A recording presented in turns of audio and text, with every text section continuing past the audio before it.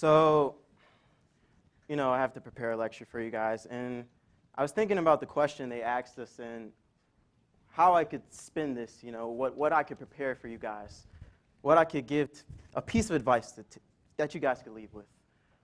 I sort of reflected back on my own life in a way through my experiences and troubles, and I remember when I first got to King's, or at least before I came to King's, I used to be very suicidal, actually. There were times where I tried overdosing on my antidepressant medications. I used to cut myself on my right inner thigh where there used to be a vein stretching down to my knee right here. And even one time from a hockey game, I tried falling asleep in traffic with my dad in the car, but luckily he steered the wheel. And at the time, I was very naive, but yet I was hitting rock bottom so much. And when I looked to my left and to my right, I would see no one in sight. I used to have dreams where I would put my hands up to the Lord, and I felt like he was forsaking me. I felt like I had nothing left to give the world, and the world had nothing left to give me. So I clocked out. But it wasn't necessarily midnight, and I did see the light at the end of the tunnel one day. And I also had something to give to the world, and that was a collection of poems I had written in the high school up until my freshman year of college that I published in a book entitled The World We're From. And these poems, they kind of told my story and my conscience a little bit and what I was going through in those times, similar to the New Testament and how we tell the story of Jesus Christ and his mission and sort of his thought process in response to how people thought of him. But also they tell the story of his humiliation as he had to go up to the cross. They talk about how people spat on him, how people mocked him for being King of the Jews, King of the Jews. But I want to ask you something.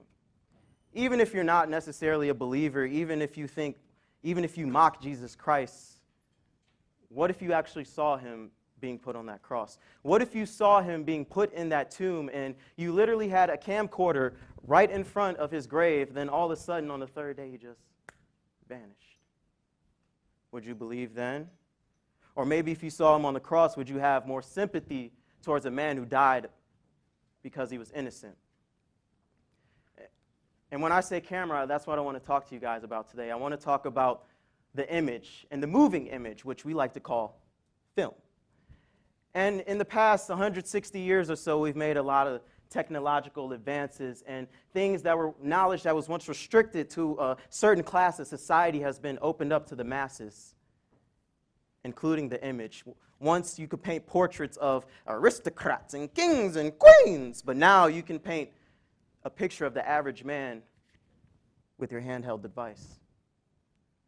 Now you can take a picture of a young man who has 6 bullet wounds to his body laying out in the middle of the street.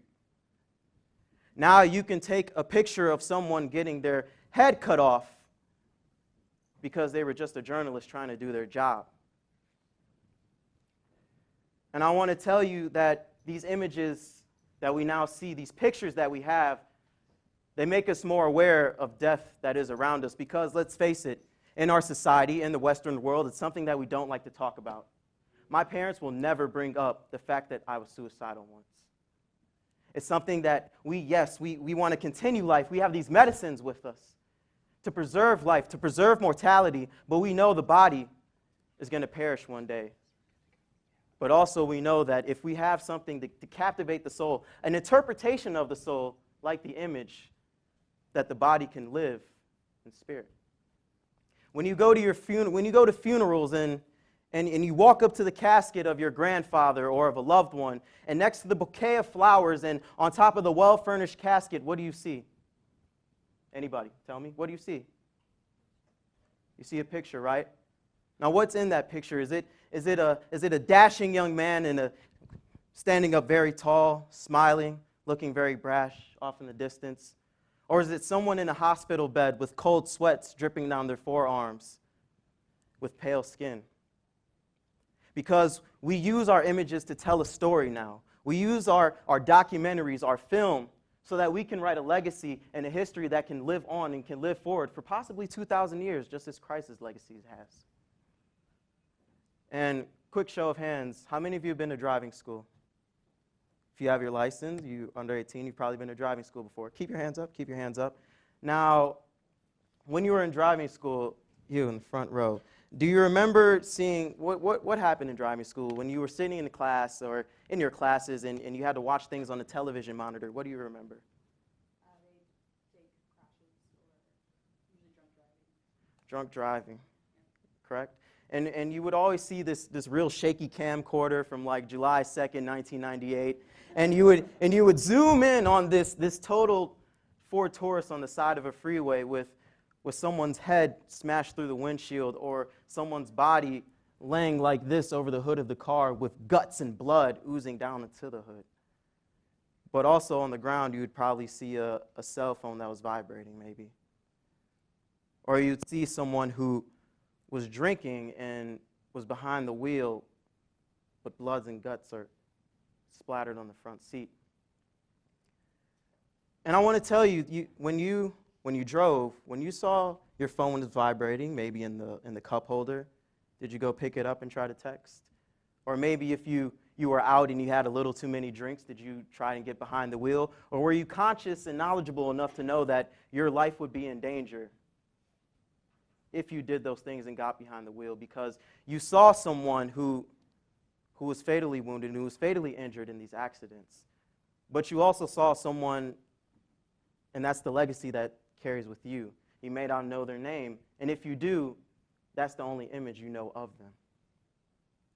And so we try to use our images to paint positive pictures of people. When you see a Mike Brown in his cap and gown, you want to see someone who graduated from high school and was on his way to college. You don't want to see a young man who was wrestling with the police and was fatally gunned down, do you? And that's why we have our automobile makers who try to make sure that when you get behind the wheel that you are safe, because you know what? Your mortality is always in danger. But when you get behind the wheel, it's even more in danger, and you're more vulnerable and susceptible to death. So that's why they have crash tests to make sure when they put the cars on the markets that it's safe in any kind of accident.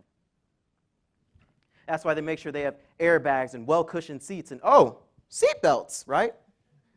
To make sure you don't go flying through the windshield.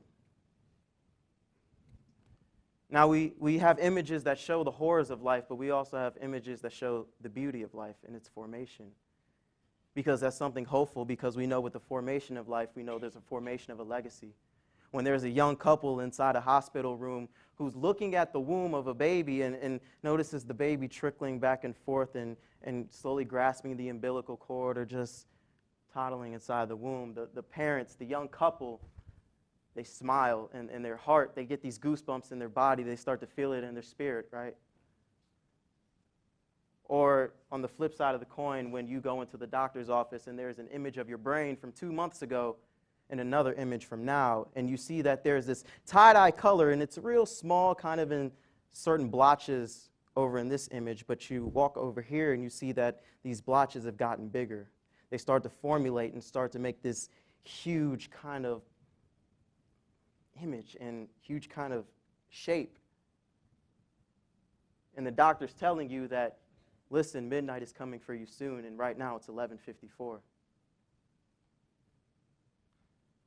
But with those images, we don't want to live with that. We want to live with someone who might have a brain tumor or might have suffered from a stroke, but we want to see their life before that stroke. We want to see them getting that job on Wall Street and getting those promotions. We want to remember that. We want to remember the images of them eating out to dinner or them with their families. That's why we purchase things such as camcorders to make home videos. We have Snapchats and Instagram accounts. We make documentaries now. We capture someone's life so we can tell their story even when they can't tell it themselves, because, let's face it, once the spirit goes, it goes. It doesn't come back. But with these images, with these moving images, it tells a story that can go on forever, or at least until my Lord and Savior comes back down. And that's sort of what I want to leave you all with today, is that we pass down these images like an inheritance, like a business, to our loved ones, to our most sacred ones. When you walk through your living room at home, you see the picture of your grandfather, your auntie, your uncle, your great-grandfather, and they're not laying on a battlefield like this, but they're esteemed, head held high, dressed very nicely with a crisp background, aren't they? But we've even taken this a step further, and we've taken our handheld cameras and we've gone to countries and nations that don't necessarily have this luxury to continue their legacy, to tell their story, to bury themselves alive and make themselves immortal through film and through the photograph. And it's something so beautiful because it's made us so aware when there was a time we weren't aware. And that's what I want to leave you all with today. Thank you.